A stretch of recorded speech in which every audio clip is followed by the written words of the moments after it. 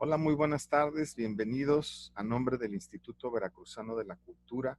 Estamos muy contentos de recibir en el marco del Festival Agustín Lara 2020 a un invitado especial, un invitado de lujo que no podía faltar en esta conmemoración del 50 aniversario luctuoso del Flaco de Oro. Nada más y nada menos de Pavel Granados, quien nos acompaña esta tarde. Él es escritor, curador musical, editor y especialista en música popular mexicana. Tiene estudios de letras hispánicas en la Facultad de Filosofía y Letras de la UNAM.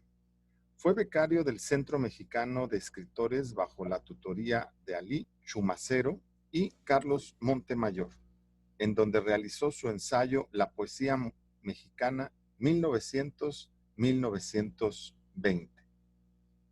Recibió los premios José Pagés Yergo de Periodismo en 2010 y Agustín Lara en 2018. Es autor de más de 20 libros, entre los que destacan Apague la Luz y Escuche, Crónica de la Radio en México, XEW 70 años al aire, Antología de Salvador Díaz Mirón, Mi novia la tristeza, La vida de Agustín Lara, coautoría con Guadalupe Loaesa, Las canciones de Agustín Lara, Adolfo López Mateos, La cultura como proyecto de Estado. Antología histórica de la poesía mexicana 1900-1910. Moy Domínguez, La voz de un sonero. La última luna, El amor secreto de Amado Nervo, coautoría con Guadalupe Loaesa. Por los caminos de José Agustín Ramírez, entre muchas otras obras. Fue curador del Palacio de la Música en Mérida, Yucatán, museo dedicado a la música mexicana, cuyos contenidos abarcan desde tiempos prehispánicos hasta el presente. También ha realizado exposiciones sobre cultura popular, como El erotismo mexicano, Museo de Objeto, y Dámaso Pérez Prado y El Mambo en la Fonoteca Nacional. Ha publicado numerosos artículos sobre cultura mexicana, especialmente de música popular y literatura. Consuelo Velázquez, Juan Gabriel, Cuco Sánchez, Agustín Lara, Emma Elena Valdemar, entre muchos otros. Conduce el programa de investigación musical Amor Perdido desde julio de 2002 en Radio Red, en el que se presentan grabaciones históricas de la música mexicana. Fue coordinador del catálogo de la música popular mexicana de la Fonoteca Nacional de 2011 a 2018, realizando investigaciones que permitieron ampliar el acervo de esta institución. Es experto en música popular mexicana del siglo XX. Ha realizado decenas de homenajes a los principales exponentes de la canción popular mexicana, como María Victoria, Agustín Lara, Gonzalo Curiel, Luis Arcaraz y Miguel Aceves Mejía, entre muchos otros. Es especialista en discos de fonógrafo grabados entre 1905 y 1960. Ha realizado diversas investigaciones en las que sobresalen La ciudad del bolero, que comprenden las primeras grabaciones del bolero en la Ciudad de México de 1927 a 1935. La Compañía Nacional Fonográfica, primera marca mexicana de 1927 a 1929. Actualmente es director general de la Fonoteca Nacional y es uno de los principales estudiosos de la música popular mexicana y destacado analista y ensayista de literatura en México. Muchas gracias, Pavel, por permitirnos compartir contigo esta conmemoración del 50 aniversario luctuoso de Agustín Lara en el marco de este festival. Bienvenido, adelante.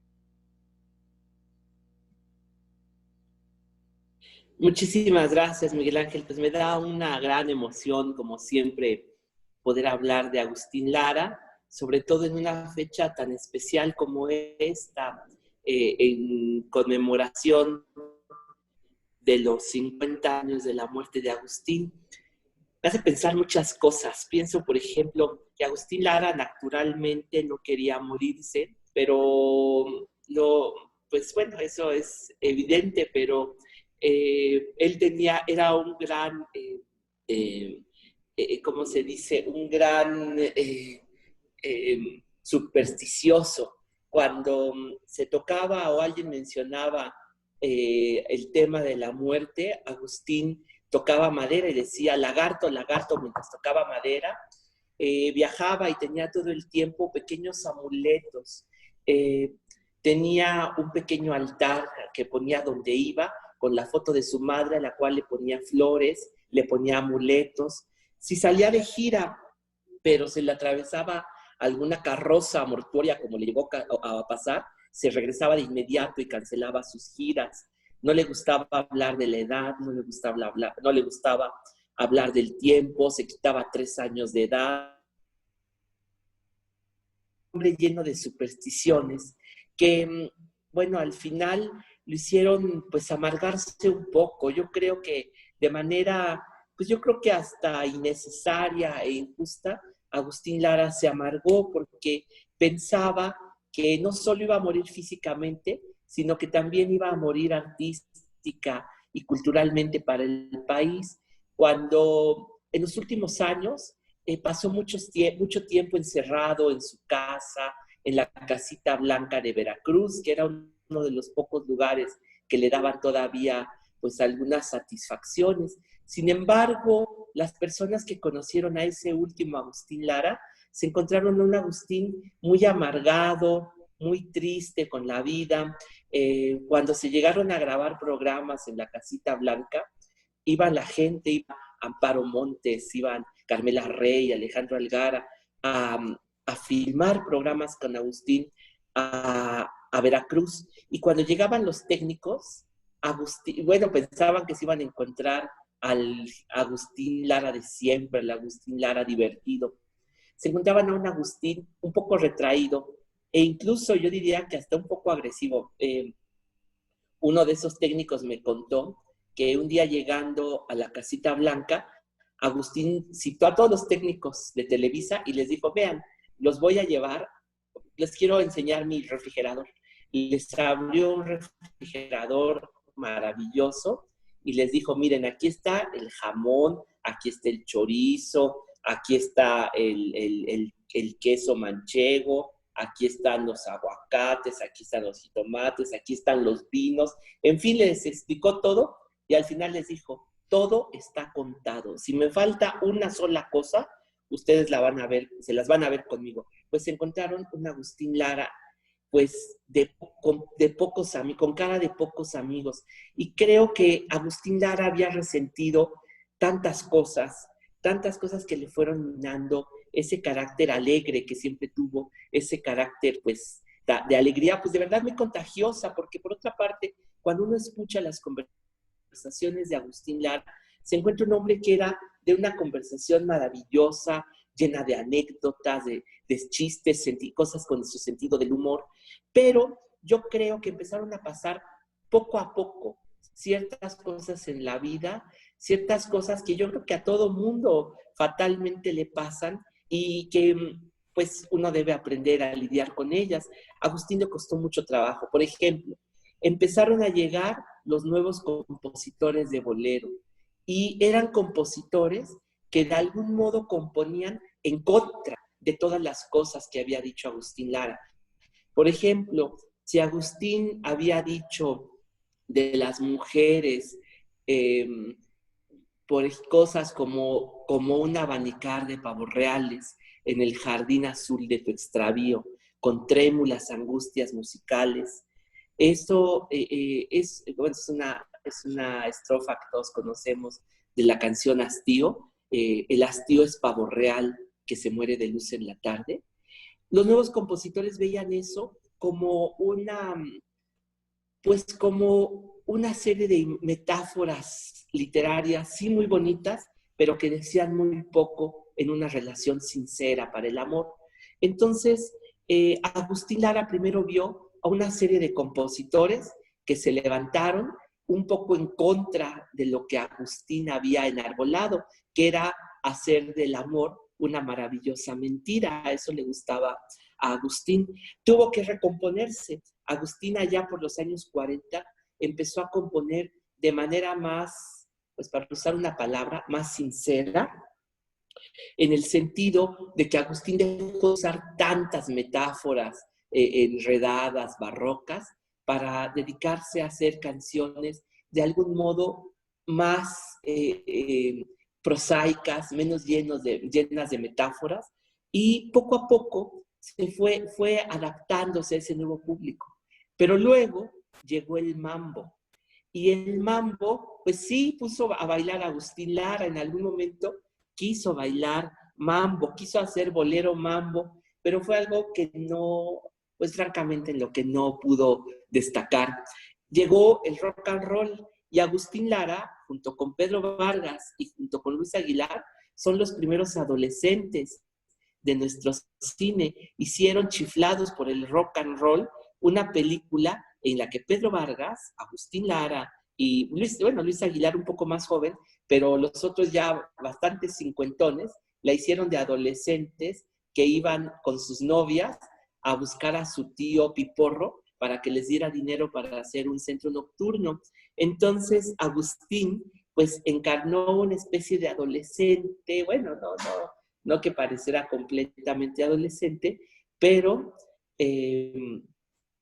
sí, pues encarnando esa juventud o no sé, que tenía los años 50, pero no, la verdad es que él decía que el rock and roll no era música para sentir, sino música para hacer gimnasia, y que eso a él no le gustaba.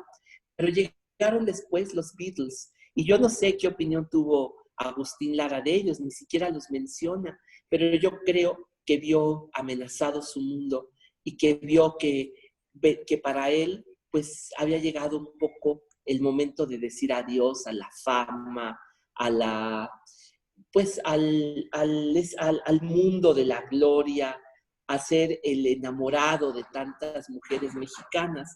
Y luego llegó Armando Manzanero. Y Agustín, pues cuando pues él les decía que pensaba que ya había llegado un nuevo compositor que iba a borrar todo lo que él había hecho, todo lo que él había compuesto. Las últimas personas que lo vieron a Agustín Lara ya de barbas, en un sillón de su casa, deprimido, triste, diciendo, nadie se va a acordar de mí, todo el mundo se va a acordar de Manzanero. Y pues muchos de los artistas que lo trataron y lo vieron, pero que le sobrevivieron, pues claro que se convencieron que Agustín Lara no tenía razón. A mí una de las hermanas Águila, Paz, la güera, me dijo, pues Agustín Lara se equivocaba. Agustín Lara es para siempre. Y hoy han pasado 50 años de la muerte de Agustín. Agustín Lara murió un 6 de noviembre de 1970 en el Hospital Inglés, pues unos días después de la muerte del general Cárdenas. Curiosamente, se admiraban mutuamente. El general Cárdenas admiraba mucho la canción Janitzio de Agustín Lara, una de las grandes canciones dedicadas a Michoacán, y por su parte, Agustín Lara tenía el orgullo de haber conocido a Lázaro Cárdenas y de haber recibido su ayuda. Lázaro Cárdenas fue un presidente que apoyó la música de Agustín Lara. Y pues Agustín murió un 6 de noviembre, se había caído en su casa en Polanco, se había caído de un banco y se había lastimado la cadera, se fracturó un hueso de la cadera. En ese entonces no había forma de tratar era muy difícil tratar las fracturas de cadera, especialmente en una zona muy difícil. Hoy hay mucha más tecnología y avances para tratar esa afección. Sin embargo, en tiempos de Agustín, lo que pasó es el tratamiento habitual que se usaba era que se inmovilizaba a los pacientes en una cama, esperando a que soldaras inmovilizado el hueso. Sin embargo, también era un gran peligro porque a la hora de estar acostado tanto tiempo, los pulmones empezaban a afectarse y muchas personas empezaban ya sea a tener alguna infección o neumonía, que fue lo que le ocurrió a Agustín Lara. Mucho tiempo estuvo recostado en esas camas, eran unas camas que tenían una montura circular que hacían que se pudieran deslizar, sentarse y acostarse de acuerdo a las necesidades. Agustín se dejó la barba, estaba muy mal, pues más delgado de lo de costumbre. Tuvo una cosa terrible que hizo entonces Televisa, que fue filmarlo desde un edificio abandonado frente al hospital con un zoom y presentaron en televisión a un Agustín Lara completamente pues avejentado, deshecho. Fue una invasión a la intimidad de Agustín terrible que pues los laristas de siempre nunca perdonaron a las personas que fueron a hacer esta filmación. Agustín era un hombre muy querido.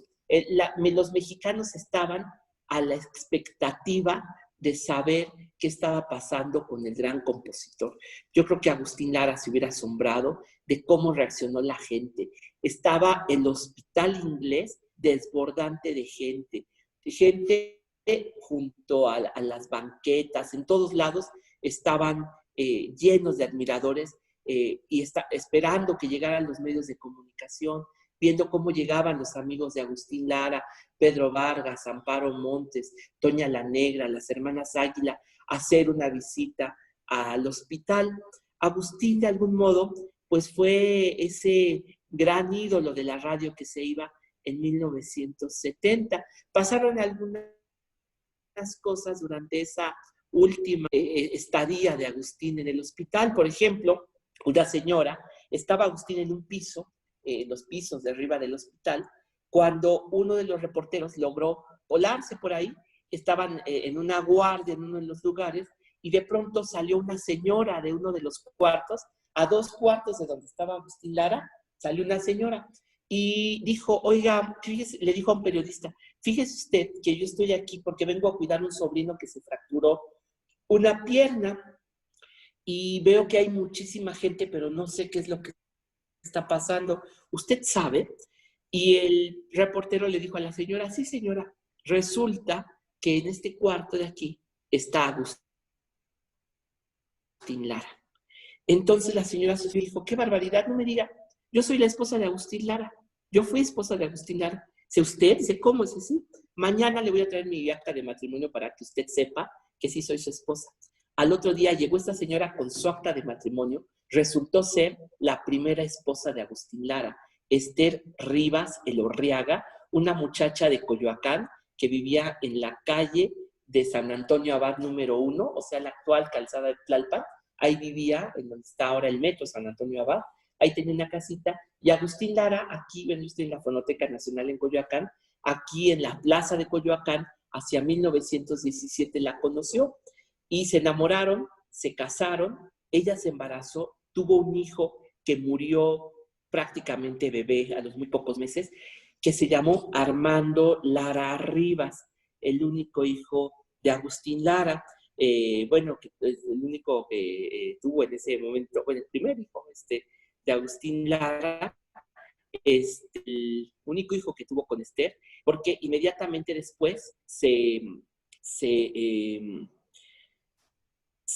Agustín Lara Agustín se divorció de Esther y nunca más volvieron a verse. Ese reportero le preguntó a Esther, oiga señora, ¿alguna vez usted y él se volvieron a ver? Dice, jamás desde entonces nos hemos vuelto a ver. ¿A usted le compuso alguna canción? Dice, espero que no, porque a mí no me caía bien ni me gustan sus canciones ni nada. ¿Usted a qué se ha dedicado toda la vida? Yo he sido maestra de corte y confección en una secundaria pública en la calle de Corregidora, en el centro histórico. Y pues así fue naciendo poco a poco el pasado de Agustín Lara, porque también por esos días Jacobo Zabludowski sacó otra noticia que tampoco le gustó a los laristas, y fue un acta de bautizo en la Ciudad de México. Entonces es curioso porque es un acta que ha enfrentado a mucha gente. Es un acta que dicen que, bueno, pudo haber sido un hermano de Agustín Lara, o que fue un hermano distinto que murió antes, o que fue un acta de bautizo distinta al acta de nacimiento que se encuentra en Tlacotalpan. En fin, los últimos días de Agustín Lara también estuvieron llenos de una gran polémica por esos días. Finalmente, estoy yo en Coyoacán, qué curioso. Bueno, Agustín Lara fue un niño de Coyoacán. Aquí vivió toda la vida y aquí conoció a mucha gente, pero yo no sé por qué una de las personas que más quería a Agustín Lara fue un padre de Coyoacán.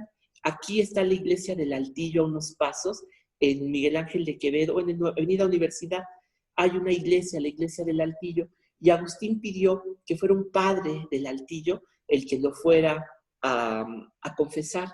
Entonces vinieron por ese padre, lo fue a confesar, y prácticamente después de ser confesado, Agustín Lara entró en estado de coma. Murió Agustín el 6 de noviembre. Ya la gente sabía que Agustín estaba por morir, ya nadie se hacía ilusiones, estaban prácticamente contando los minutos, los días para poder despedirse de Agustín Lara. La misma tarde de su muerte, el mismo 6 de noviembre de 1970, el presidente Díaz Ordaz, que como se decía entonces, estaba ávido de congraciarse con la gente que no lo quería, lo nombró inmediatamente un muerto ilustre. Es cierto que Agustín Lara se merecía, como se merece, la rotonda de los hombres ilustres.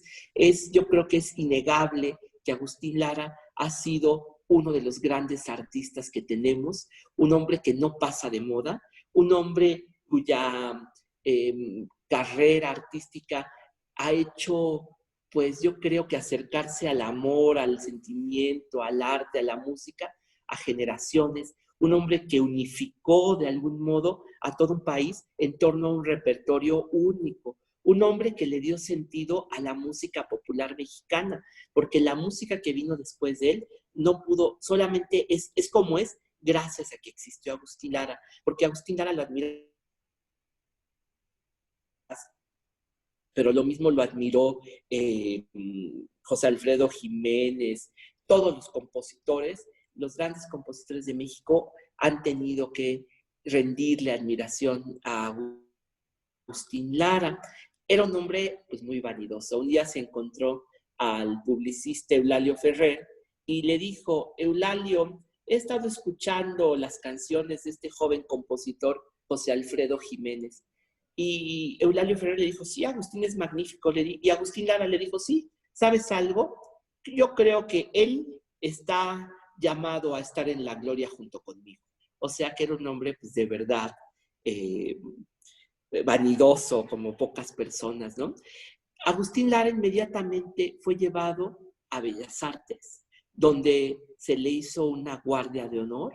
Estuvo el regente de la ciudad, estuvo Salvador Novo, Pedro Vargas, sus primeros intérpretes, estuvo Consuelito Velázquez de parte de la Sociedad de Compositores, estuvo su más antiguo intérprete, que era Ana María Fernández, que estuvo llorando en el féretro, y Consuelito Velázquez se acercó y le dijo: Ana María, nadie como usted puede estar con Agustín Lara. Usted no se quede 5 minutos, quédese el tiempo que guste haciéndole guardia. Ana María se quedó 1 hora en el féretro de Agustín Lara. De ahí lo cargaron, lo subieron a una carroza y lo llevaron por todo Reforma, pues muy lentamente, en donde una multitud lo fue acompañando, le fue diciendo adiós. Y poco antes de llegar al Panteón de Dolores, a la rotonda de los hombres ilustres, pues ojalá Agustín lo haya escuchado, el grupo de los organilleros de México estaban ahí tocándole a lo largo del camino en la canción El Organillero, que él le dedicó a los organilleros, y que es una canción que desafortunadamente ya no tocan, ya no está en el repertorio de los organilleros. Y finalmente le llevaron ahí. Tlacotalpan mandó tierra de Tlacotalpan, llegó tierra diciendo, la gente que la llevó diciendo que era tierra del jardín de la casa donde nació Agustín Lara. Desafortunadamente la casa que tiene la placa Tlacotalpan no tiene jardín, así que quién sabe de dónde sacaron la tierra que llegó de Tlacotalpan, pero aún así se puso ahí. Agustín había visitado Tlacotalpan poco antes, un par de años antes, había sido su última visita a Tlacotalpan, un lugar que amaba con todo su corazón, y se fue a despedir de los amigos, porque sí es cierto que tuvo muchos amigos en Tlacotalpan desde que era niño, porque Agustín pasó mucho tiempo en su infancia en Tlacotalpan y sabía muchos secretos de Tlacotalpan que solamente los niños que habían estado allí en Tlacotalpan en la época del Porfiriato conocían.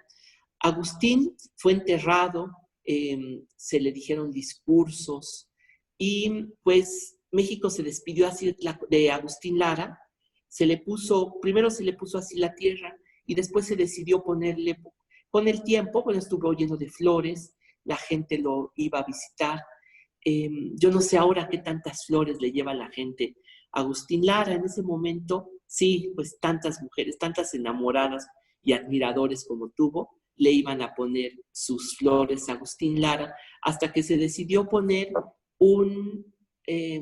pues un epitafio que luciera al lado de tantos epitafios y de tantos muertos y vecinos célebres. ¿Quién le iba a decir a Agustín Lara que iba a compartir ese espacio pues con Ignacio Manuel Altamirano, con Alfonso Reyes, con Amado Nervo, con Diego Rivera, con Siqueiros? Ahora está Dolores del Río. Bueno, ¿quién le iba a decir a Agustín Lara que iba a compartir ese lugar con los autores del himno nacional mexicano? Está a un lado, comparte prácticamente el espacio, están las tumbas más vecinas con quienes debe de platicar muy a gusto, son Silvestre Revueltas y Carlos Pellicer. Y se le puso un pequeño monumento, una escultura en la que se ven sus manos tocando el piano. Y el epitafio que dice: mis pobres manos a las quebradas. Ese es el epitafio de Agustín Lara. Pues han pasado muchos años desde entonces, 50 años, y Agustín Lara ha pasado por varias etapas. En primer lugar, pues los intérpretes de Agustín Lara siguieron cantando mucho tiempo. Las hermanas Águila, Avelina Landín, Pedro Vargas, bueno, en fin, tantos, Carmela Rey, siguieron durante tantos y tantos años cantando sus canciones.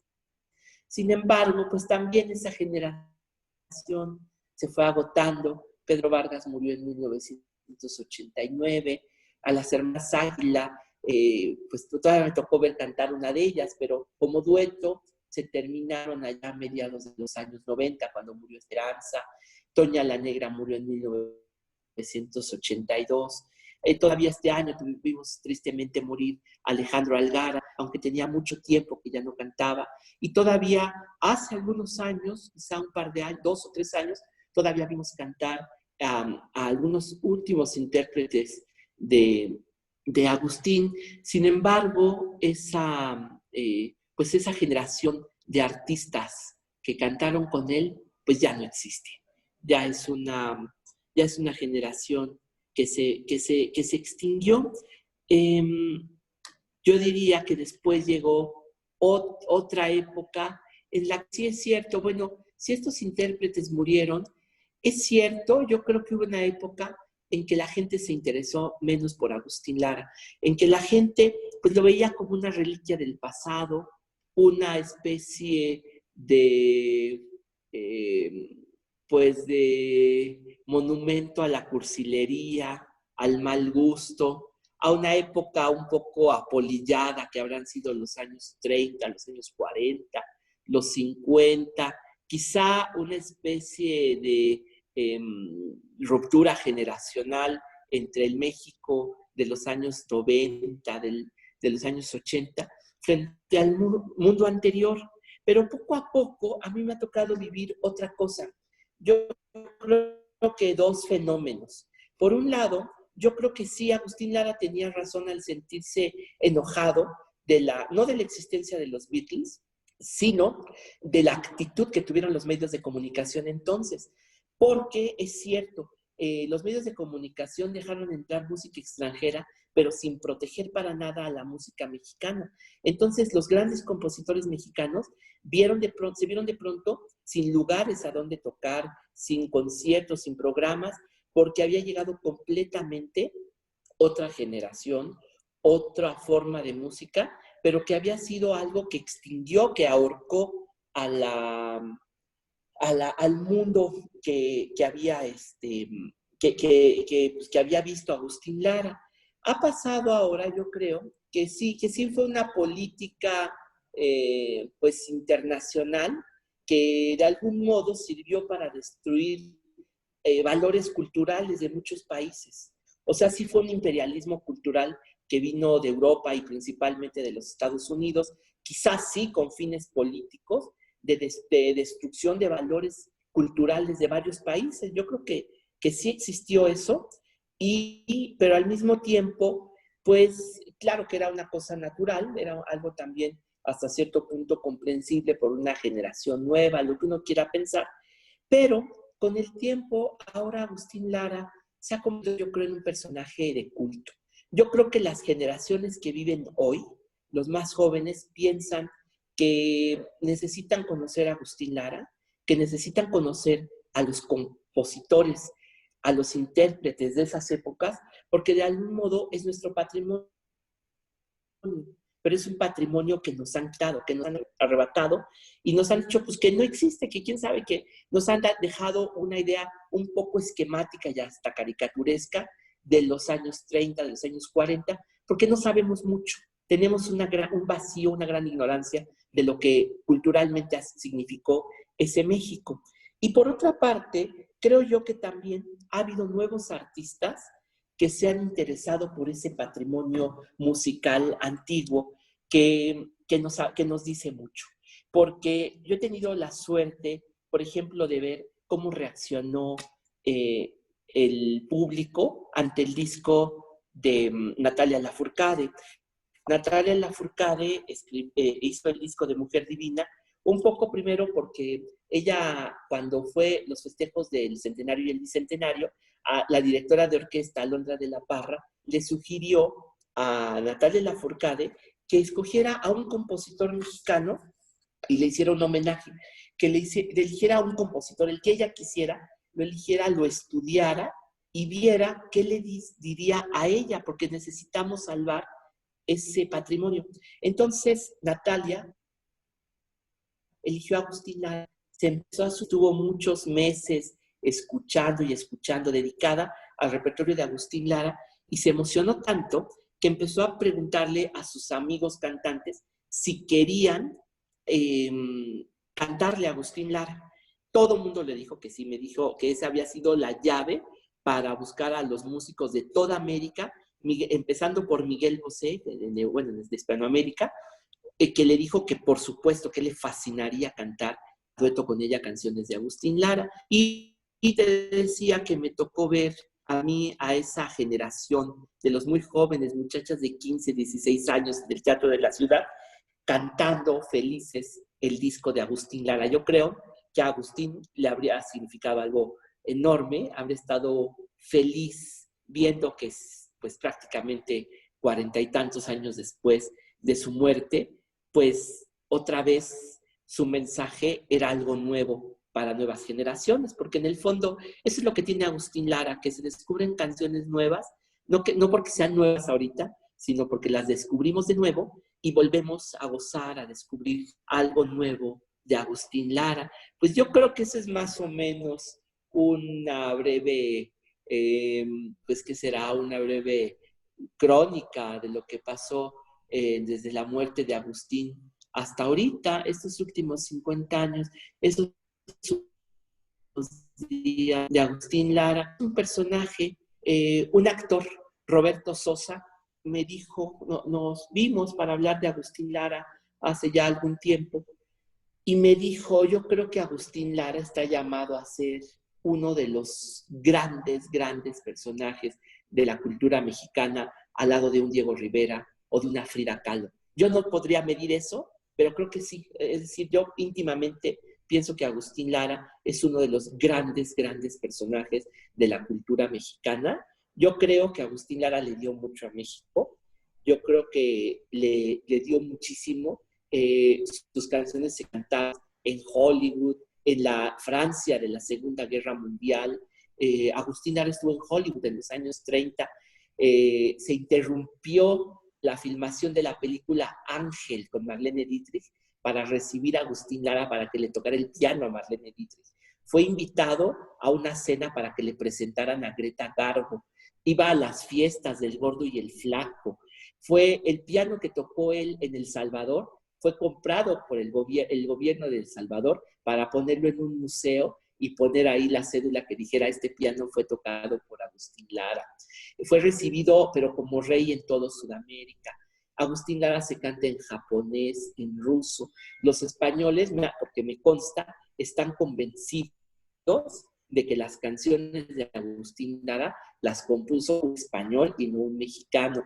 Le cantó a Cuba, modificó la manera del bolero que es originalmente cubana para hacerla a su estilo. Después de Agustín Lara, todos los compositores de América han compuesto bolero a la manera de Agustín Lara, no a la manera cubana, porque eso pues prácticamente se acabó en los años 40, cuando Agustín Lara interpretó y compuso canciones como Solamente una vez. Los pasodobles, cuando gustaban los toros, eran las canciones más maravillosas, lo que conmovía a la gente, de tal manera que pues era una imagen, una voz, una manera de sentir única. Quiero terminar nada más diciendo que también en el cine fue importante y que en una ocasión lo entrevistó Paco Ignacio Taibo I y le dijo, Agustín, ¿cómo sería la principal, una película que tú si tú dirigieras una película, ¿cómo la harías?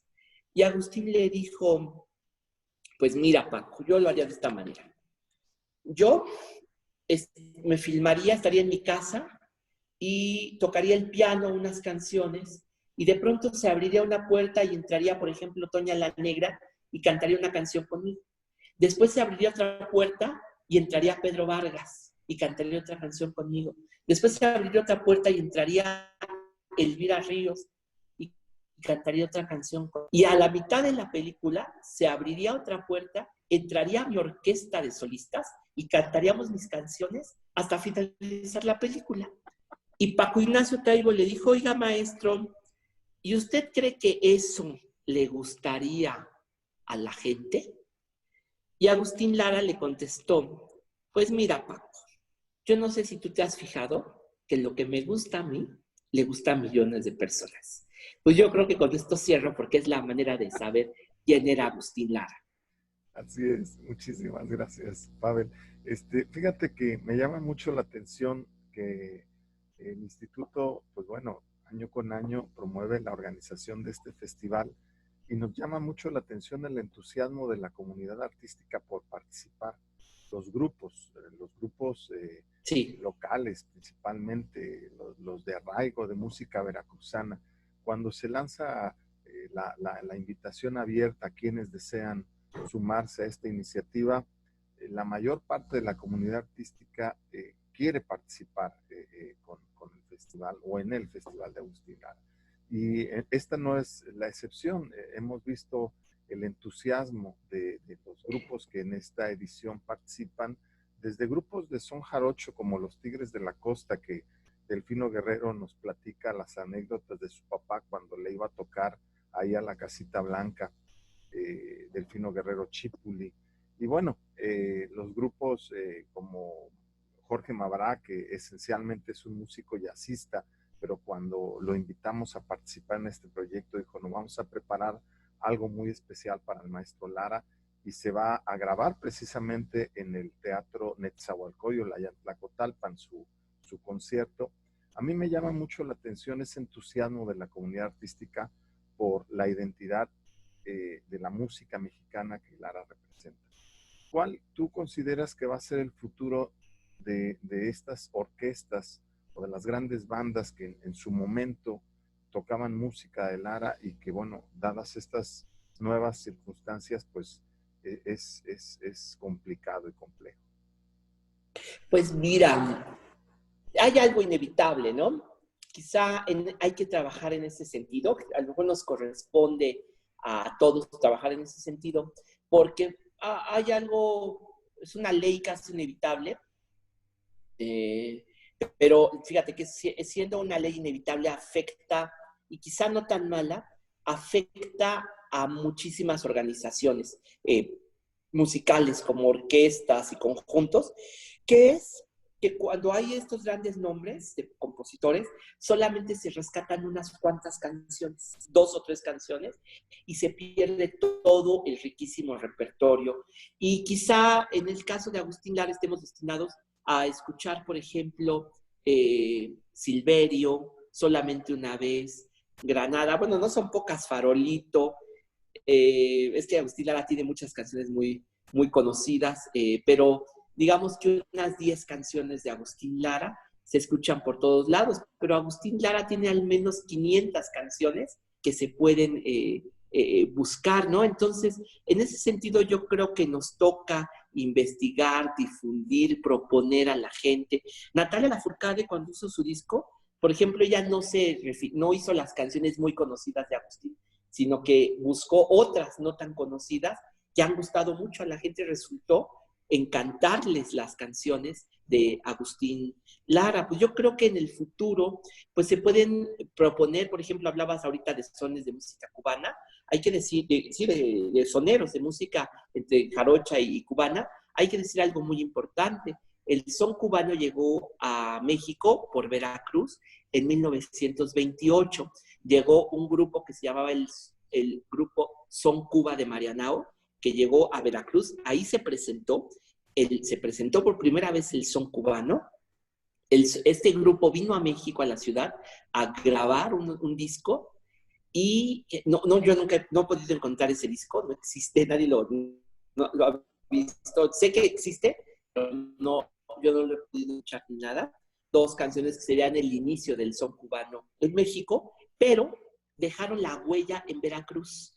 Y cuando Toña la Negra vino a México a buscar a Agustín Lara, porque ella vino a la capital a presentarse ante Agustín Lara, vino con su familia, y su familia eran músicos del barrio de La Huaca, ese barrio fantástico, lleno de musicalidad, que le dio una dimensión distinta a la música cubana.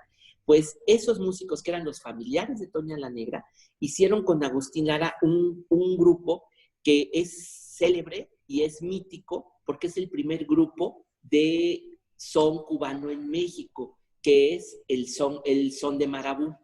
El son de Marabú, después, esos músicos hicieron que ese grupo se convirtió en el son clave de oro, que es uno de los grandes, el gran grupo de son cubano de los años 40 y 50, donde cantó Moscovita, donde cantó Chepilla, donde cantaron los grandes soneros de los años 40 y 50, que después se transformó en la Sonora Veracruz, de tal manera que ahí hay una continuidad, que yo creo que hay que conocer esa historia para que no se pierda, para rescatar ese repertorio que también es importantísimo y que le da tanta fuerza a Veracruz y que tan íntimamente ligado está con Agustín Lara. De hecho, en el barrio de La Huaca, en el marco de este festival, vamos a transmitir un concierto de la orquesta de Memo Salamanca, que tuvimos el honor de conocer, y que hizo una orquesta de música popular, y se presenta un repertorio dedicado a Agustín Lara, de danzones de Lara, de diferentes versiones. Ah, magnífico. Silverio está incluido en ese programa, María Bonita, y una serie de popurrís que en el marco de este festival se va a transmitir precisamente el 2 de noviembre, conmemorando el aniversario de Toña la Negra. Ah, que ella nació el 2 de noviembre, fíjate, qué bonito, de 1912, es Toña la Negra. Uno de los grandes honores que yo haya recibido y que más me han emocionado es que el maestro Memo Salamanca, así me lo aseguró su esposa, salió del hospital para estar presente el día de la presentación del libro Mi novia la tristeza, en el Teatro de Jalapa. Tuve la suerte de escuchar el piano del maestro Memo Salamanca. Es otro veracruzano a quien le estamos eternamente agradecidos por todo lo que ha hecho, lo que hizo en su carrera por la música de Veracruz. Qué admiración, qué dimensión le logró dar a la música veracruzana y cubana el maestro Memo Salamanca, y qué admiradores ha tenido por todos lados, desde Celia Cruz, que le grababa. No, alrededor de Agustín hay una constelación de artistas únicos. Y yo, desafortunadamente, eso es de las cosas que a mí me duelen, es no estar al tanto, no conocer tan bien como yo quisiera esa cantidad de personas que estuvieron a su lado en Veracruz, porque allá tuvo tantos amigos, beisbolistas, futbolistas, decimeros, todo tipo de gente que estuvieron con Agustín Lara, que lo admiraban, que lo invitaban a comer, que le hacían sus fiestas, que tanto quisieron a Agustín Lara. Sé que, por ejemplo, sé que en el Museo de Veracruz han llegado personas que de pronto llegan con fotos y dicen cosas que ellos rescataron porque sus papás o sus tíos o sus abuelos conocieron a Agustín Lara y eran sus amigos. En Veracruz hay algo que a lo mejor sería bueno, pero esto necesariamente lo tiene que hacer un investigador, un escritor veracruzano, que nos diga cuál es la presencia de Agustín Lara en el puerto. Cuando él iba en los años 50 y, por ejemplo, los turistas veían a Agustín Lara y decían, pero ¿cómo es Agustín Lara? Y la gente de Veracruz le decía a los turistas, momento, no se acerquen al maestro Agustín Lara, porque si él es Veracruz es para que nadie lo esté molestando. Él decía por eso que su ciudad favorita en el mundo era Nueva York, porque Nueva York es una ciudad en donde nadie te saluda, no eres un desconocido para todos. Y yo creo que al escuchar los veracruzanos, dijeron, bueno, pues aquí en Veracruz se le va a cumplir. En Veracruz se le dejaba pasar como alguien más. Era una manera de rendirle admiración, de una manera en que él se sentía querido, era que los veracruzanos le daban ese espacio pues para respirar, para no estar agobiado por la fama. Ese era uno de los gustos que también al final de su vida encontró en Veracruz. Pues hay mucho que hacer y yo soy materia dispuesta para en un futuro no muy lejano poder colaborar en lo que esté en nuestras manos desde acá, desde el puerto de Veracruz. Te agradecemos mucho, Pavel, el sumarte a esta iniciativa de la conmemoración del 50 aniversario luctuoso de Agustín Lara en el marco de este festival 2020. A nombre de nuestra directora general, la arquitecta Silvia Alejandre, te agradecemos mucho el haber aceptado la invitación y esperamos próximamente recibirte acá en Veracruz, en la Casita Blanca, y poder ojalá, sí, me encanta. seguir intercambiando y seguir trabajando en pro de nuestra cultura y en particular de la música mexicana. Muchísimas gracias, Pavel. No sé si quieras agregar algo más. Muchas gracias. Muchas gracias a la maestra Silvia, que también le mando un gran saludo. Por supuesto, mira, una de las cosas que más me gusta hacer es platicar de Agustín Lara.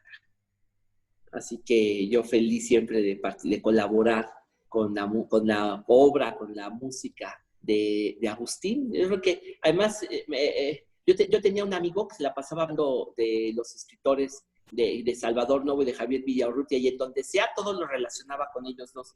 Y a mí me pasa, ahora me da risa porque a mí me pasa con Agustín Lara, donde estoy, por relacionar tanto Coyoacán como los gases nobles, como lo que sea, con Agustín Lara. Como que de alguna manera siempre lo veo presente en todos lados. Pues a nosotros nos honra tu participación y siempre estaremos en la mejor disposición de mantener colaboración contigo para pues poder seguir trabajando en pro de Agustín Lara y de su música y de su legado. Muchísimas gracias, al contrario, Miguel Ángel, fue un gusto. Y